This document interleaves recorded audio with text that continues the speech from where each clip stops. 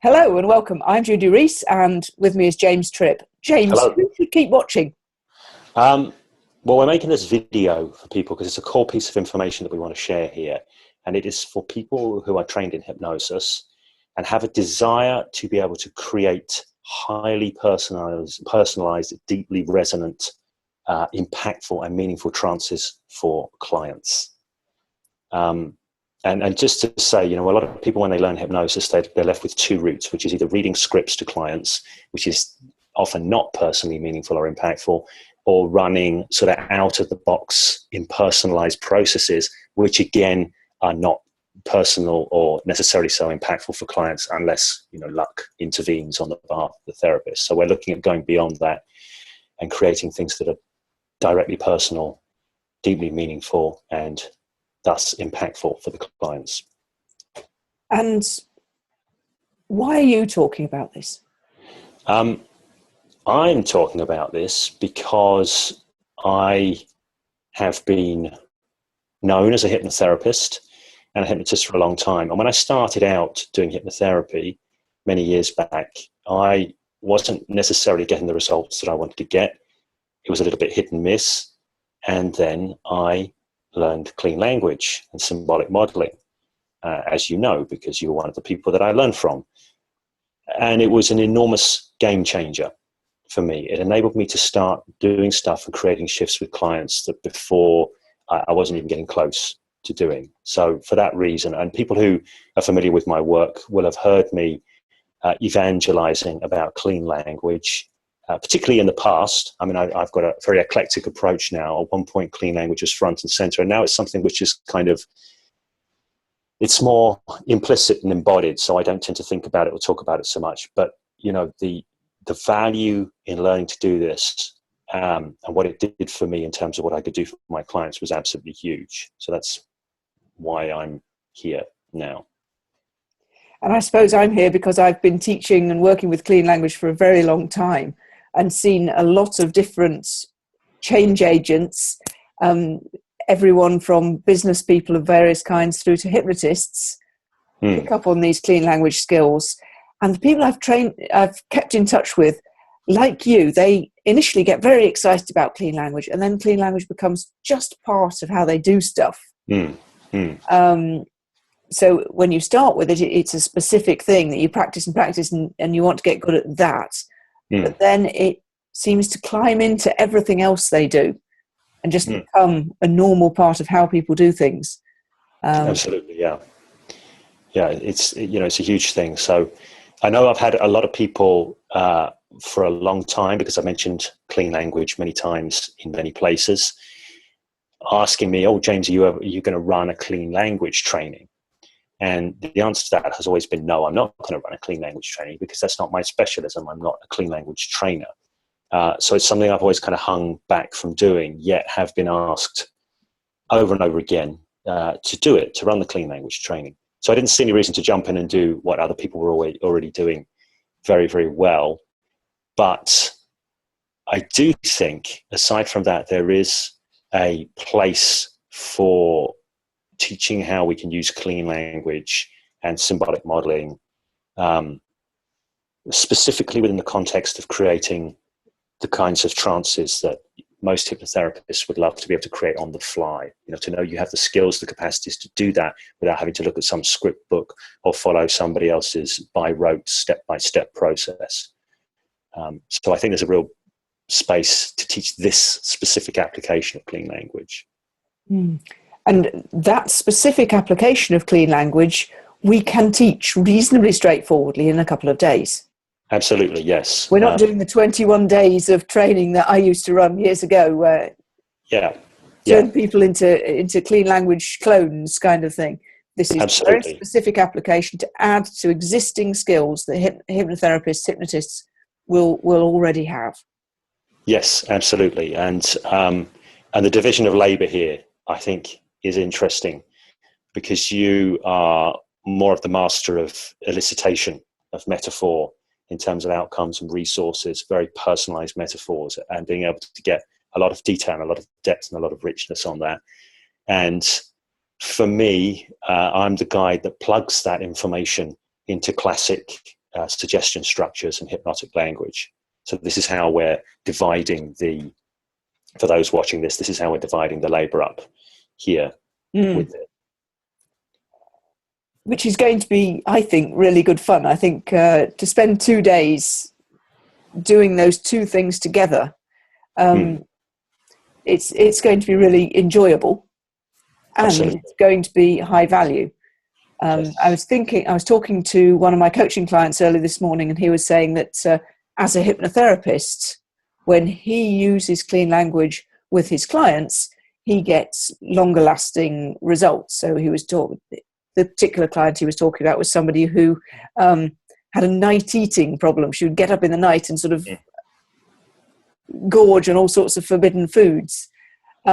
He'd worked with her using traditional script hypnosis, but when he started using clean language, the emotional energy of the whole thing shifted. Yeah. What kind of examples do you have? Well, I remember, I particularly remember the phase in my life when I started introducing clean language into what I was doing hypnotically. And the thing that I think makes the real difference is that it becomes so utterly personal to the client. It is so utterly personal. It is so about them and about their stuff in such a deeply connected way.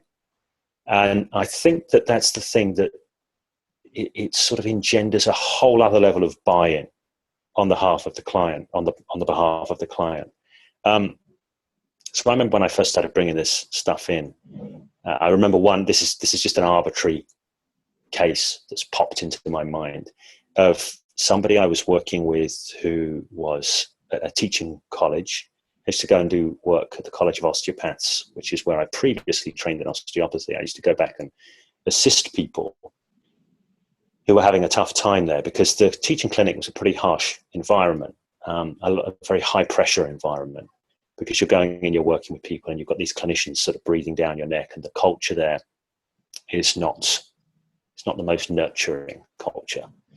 So I was working with one lady who was training as an osteopath there, and we elicited a metaphor for her, which initially she was a little bit sort of like, oh, well, this isn't really serious. And it was the old Batfink cartoon. My wings are like a shield of steel. So these wings like a shield of steel. So we elicited a lot of detail from this. Now, initially, it was a trivial metaphor. She thought it was a trivial metaphor.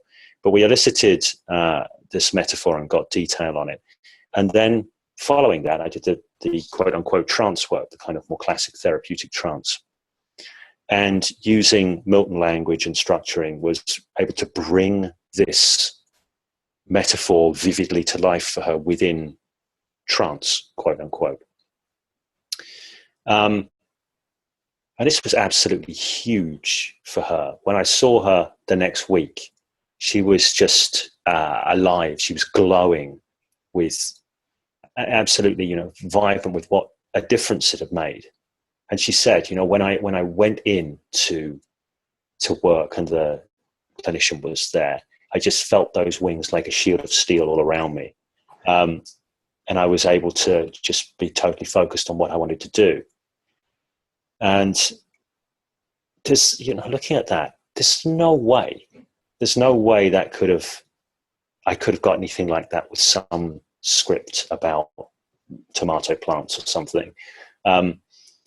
It just wouldn't have happened. Or even direct suggestions of, next time you go into the session, you will be deeply comfortable and very confident. It would have been impersonal stuff. It would have been unmeaningful to her. A big influence on me, actually, which is aside from clean language, and I have many influences, is a guy called Ed Jacobs, who has something called impact therapy. And his basic underlying principles are all pilfered from elsewhere. But his main point is therapy only works when there is impact. That is the single most important variable. No impact, no shift. Impact is everything. This is Ed Jacobs' view. So anything that you have that will sort of engender greater impact. Any tool that you have is a good thing to use. And nothing gets impact like a highly personal, client-generated resource metaphor or outcome metaphor. Yeah, that's as impactful as it gets. It's deeply personal. It's deeply meaningful, and I think that is where the real strength of bringing this work into hypnotherapy comes in. Yeah, the clients have this feeling of you're reading their minds as you feed their stuff back to them, and they're just entranced. Absolutely, and by their own stuff. If you're not using the client's material, the less of the client's material you use, the more of a chance there is of mismatch, of you saying something which is jarring to the client's experience or whatever. You know, the classic things of, I've heard, I'm not knocking this stuff because a lot of the time it works. Even I'll give an example of my own, many years ago, doing a timeline-based trance. And the client had come in, I can't remember what the client's issue was, but they didn't mention anything about a fear of heights. But they were a very good hypnotic subject. And I set this trance up and I said, it's almost to the point where you could float all the way up so that you're looking down now on. And she started to freak out a bit.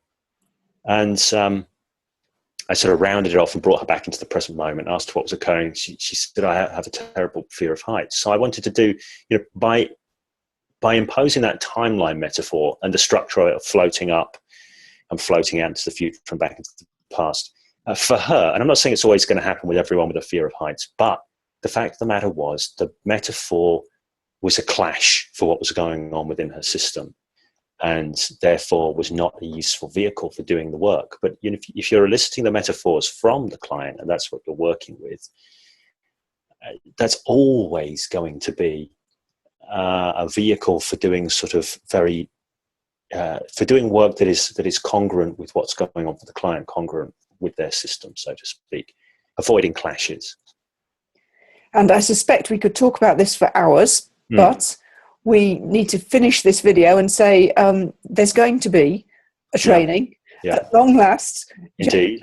And Judy Rees, Clean Language for Hypnotists, creating tailored trances, and the details will be under the video. Yes, wherever you're watching this video, you'll either find all the details underneath it, or maybe you'll find a link to the details. But if you're interested in learning this skill set, and as I say, there's a division of labor here, which you're going to handle the elicitation side, and I'm going to handle the feeding back in side. And yeah, if you've been curious about clean language for a while and you're wondering how this can enhance your work, I strongly recommend checking out the details on this training and deciding if this is something for you.